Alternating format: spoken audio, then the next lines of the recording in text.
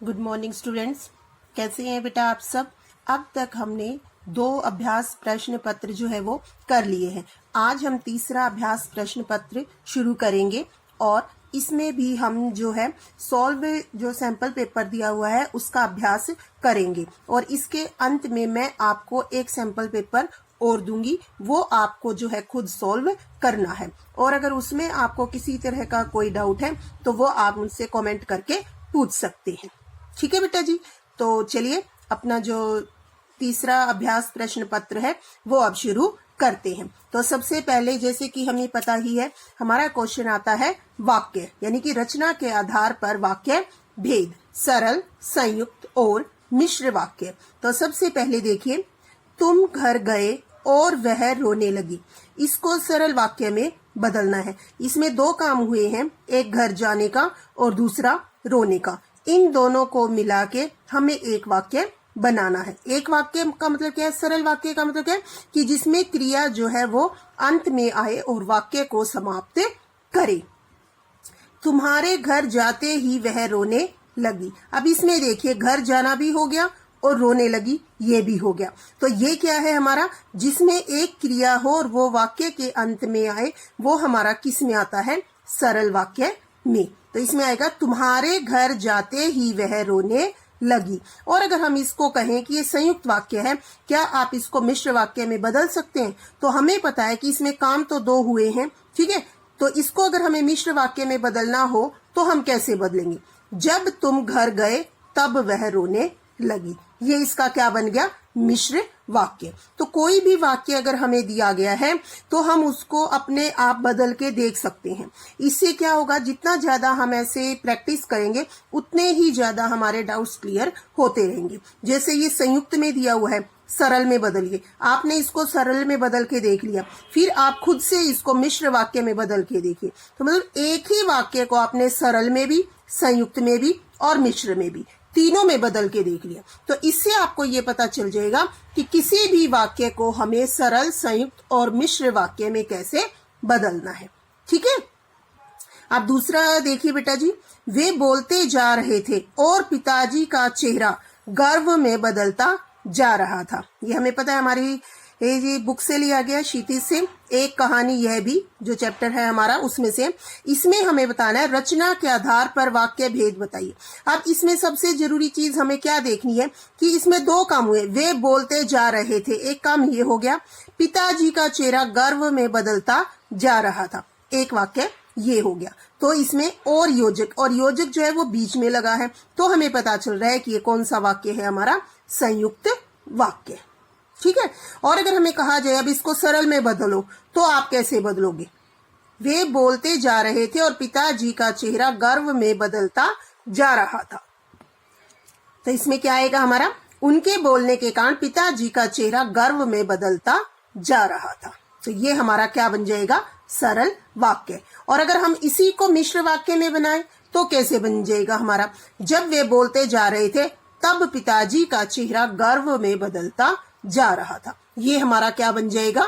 मिश्र वाक्य। तो इस तरह से अगर आप इनका अभ्यास जितना ज्यादा करेंगे उतने ही ज्यादा आपके जो भी डाउट्स हैं वो क्लियर होते रहेंगे। अब अगला देखिए, घंटी बजी, छात्र पुस्तकें लेकर कक्षा से बाहर निकले, छात्र घर चले गए। अब इसमें देखो, घंटी बजी एक वाक्य, छात्र पुस्तकें लेकर कक्षा से बाहर निकले 2 वाक्य, छात्र घर चले गए तीसरा वाक्य। इसको हमें किस में बदलना है? संयुक्त वाक्य में बदलना है। ठीक है। तो अब इसको हम कैसे बदलेंगे? हमें संयुक्त वाक्य यानी एक योजक लगाना है और इन वाक्यों को हमें 2 वाक्यों में बदल देना है।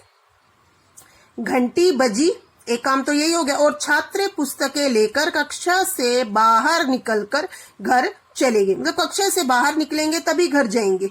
ठीक है। तो ये क्या हो गया? इन 2 कामों को मिलाकर एक कर दिया। तो यहाँ पे ये हमारा क्या बन गया? संयुक्त वाक्य। ठीक है। इसके बाद अगला है हमारा, मैं तुम्हारे साथ व्यापार करना चाहता हूं। इसको हमें किस में बदलना है? मिश्र वाक्य में। मैं चाहता हूं कि तुम्हारे साथ व्यापार करूं। ठीक है। तो इसमें हमें ये ध्यान रखना है कि दो काम कौन से हुए हैं, उन दोनों को अलग कर दो और उसमें योजक ऐसे लगाओ जैसे हमसे पूछा गया। जैसे इसमें मिश्र वाक्य के लिए पूछा गया है तो उसके अनुसार लगाओ, संयुक्त वाक्य के रूप में पूछा जाए तो उसके अनुसार इसमें योजक का प्रयोग करो। ठीक है। अब इसके बाद हमारा आएगा वाच्य। दूसरा क्या है हमारा, वाच्य परिवर्तन कीजिए। वाच्य परिवर्तन कीजिए। उसके द्वारा उछल कर पतंग पकड़ ली गई, इसको हमें किस में बदलना है, कर्तृवाच्य में। क्या पकड़ ली गई, पतंग। तो हमें क्या पता चल रहा है, ये किस प्रकार का वाक्य है, कर्मवाच्य है। ठीक है। तो इसका क्या बनेगा, उसने उछल कर पतंग पकड़ ली। क्या पकड़ ली, पतंग। तो ये हमारा क्या है, अब ये कर्तृवाच्य है और ये हमारा क्या था, कर्मवाच्य। दूसरा देखिए, चिड़िया से उड़ा नहीं जाता, इसमें वाच्य का प्रकार बताइए। इसमें दिया हुआ है कर्तृवाच्य, जबकि ये क्या है, यहाँ पर गलत है, ये कर्तृवाच्य नहीं आएगा। चिड़िया से उड़ा नहीं जाता। ठीक है। तो ये से आया हुआ है तो यहाँ पे ये गलत इन्होंने दिया हुआ है, तो ये हमारा क्या आएगा, भाववाच्य। चिड़िया उड़ नहीं सकती, ठीक है, या चिड़िया से उड़ा नहीं जाता, ये दिया हुआ है। तो इसको आप बदल के देखो, तो जो बदला जाएगा तो कर्तृवाच्य होगा, और अगर ये है तो ये हमारा क्या है, भाववाच्य है। ठीक है। तो इसका अगर हमें बनाने को कहा जाए कर्तृवाच्य तो क्या बनेगा, चिड़िया नहीं उड़ती। चिड़िया नहीं उड़ती ये कर्तृवाच्य बनेगा। चिड़िया से उड़ा नहीं जाता ये हमारा क्या बनेगा, भाववाच्य बनेगा। तो यहाँ पर ये जो दिया हुआ है वो गलत दिया हुआ है, इसमें भाववाच्य आएगा। दिलीप दौड़ा, भाववाच्य में परिवर्तित कीजिए। दिलीप से दौड़ा गया, ये क्या है हमारा, भाववाच्य। कवित्री कविता पढ़ती है, क्या पढ़ती है, कविता। तो इसको हमें किस में बदलना है, कर्मवाच्य में। कवित्री के द्वारा कविता पढ़ी जाती है, ये हमारा क्या है, कर्मवाच्य। कवित्री द्वारा कविता पढ़ी जाती है, ये भी ठीक है। कवित्री के द्वारा कविता पढ़ी जाती है, ये भी ठीक है। ठीक है, आ गया यहाँ तक समझ में, ये है हमारा वाच्य। ठीक है, ये यहाँ पे खत्म होता है। इसके बाद तीसरा जो है वो है हमारा पद परिचय। इसमें सबसे पहले दिया गया है, निम्नलिखित वाक्यों में से रेखांकित पदों का पद परिचय लिखिए। पद परिचय बताया हुआ है, ठीक है, कि पद यानी कि ये जो है इसमें ये सभी क्या है, पद हैं, और इनका हमें परिचय देना होता है। मतलब कि वो संज्ञा है, सर्वनाम है, क्रिया है, विशेषण है, ठीक है, क्रिया विशेषण है, या मतलब इस तरह से उस पद के बारे में हमें बताना होता है। साथ ही हमें उसके लिंग, वचन, काल, कारक वो भी बताने होते हैं। तो सबसे पहले, मैं अपनी मातृभूमि पर मर मिटूंगी। तो अब हमें किसका बताना है, मर मिटूंगी। अब इसका देखिए, मर मिटूंगी क्या है, ये अकर्मक क्रिया है, स्त्रीलिंग है, एक वचन है, भविष्यत काल है, और मैं कर्ता की क्रिया है। तो आप ये चाहो तो ये भी लिख सकते हो, साथ में आप इसमें वाच्य बताना चाहो तो वो भी बता सकते हो। यानी कि इसमें वाच्य होगा तो कौन सा आ जाएगा, कर्तृवाच्य। अगला है, जल्दी भागो शेर आने वाला है। कैसे भागो, जल्दी। तो अब इसमें देखिए इसका क्या आएगा, जल्दी क्या है हमारा, अव्यय है। कौन सा अव्यय है, क्रिया विशेषण। और क्रिया विशेषण का भी कौन सा भेद है, कालवाचक। समय के बारे में आ गया ना, तो कालवाचक। भागो क्रिया का विशेषण, ठीक है, भागो क्रिया का विशेषण है, तो ये हमारा क्या आ गया, क्रिया विशेषण। समय के लिए जब आएगा तो हमारा किस में आएगा, कालवाचक क्रिया विशेषण।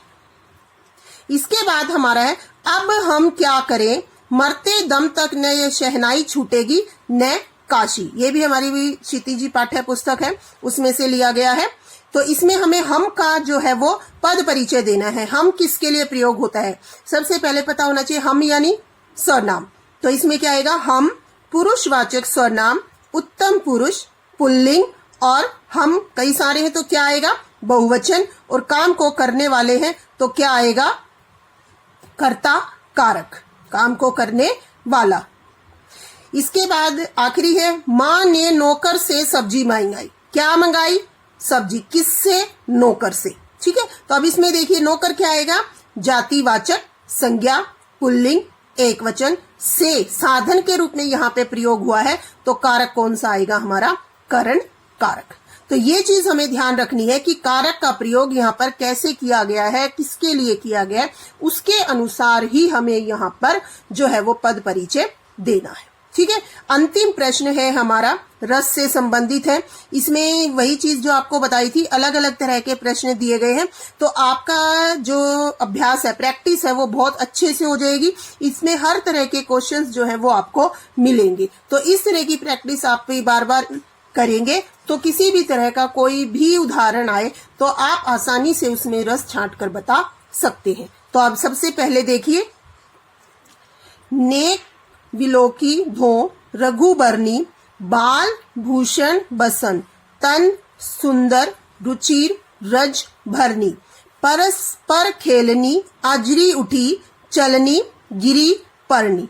उपरोक्त काव्य पंक्तियों में कौन सा रस निहित है? अब इसमें रस बताना है, तो आप और कुछ नहीं देखो, आप ये एक दो लाइन देखिए। बाल भूषण बसन, तन सुंदर है, रुचिर है, रज भरनी मिट्टी भरी हुई है, परस्पर खेल रहे हैं, कभी उठ रहे हैं, चल रहे हैं, गिर रहे हैं अपने पैरों पर। तो इससे ही हमें इसमें पता चल जाएगा कि कौन सा रस है। कौन सा आएगा? वात्सल्य रस। तो सबसे जरूरी चीज जो मैं पहले भी दोनों सैंपल पेपर में आपको यही बताया है कि पूरी पंक्ति का अगर आपको समझ में नहीं आता है तो कुछ शब्द हैं उनको ध्यान से देखिए, उनको समझने की कोशिश कीजिए, फिर आपको उसमें रस पता चल जाएगा। और अगर पूरा आपको अर्थ समझ में आता है तो ये तो और भी अच्छी बात है।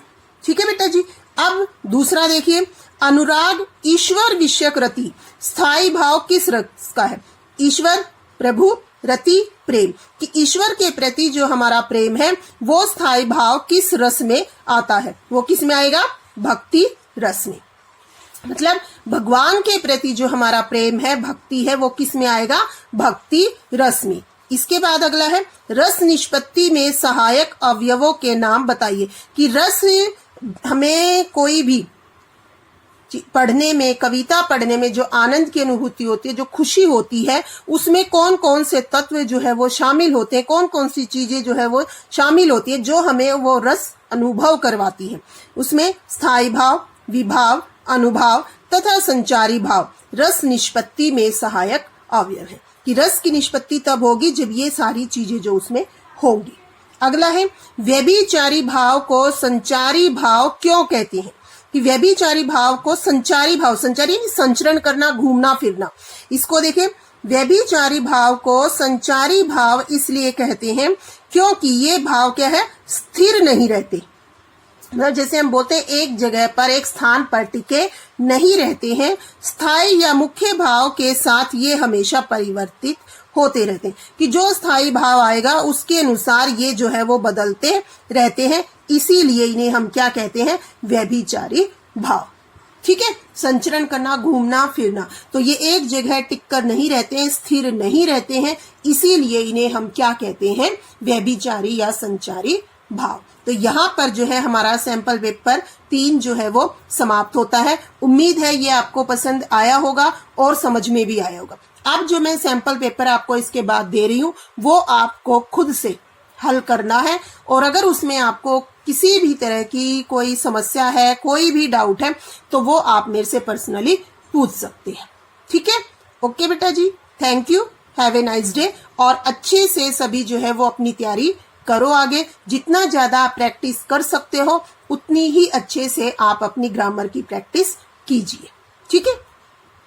बाय।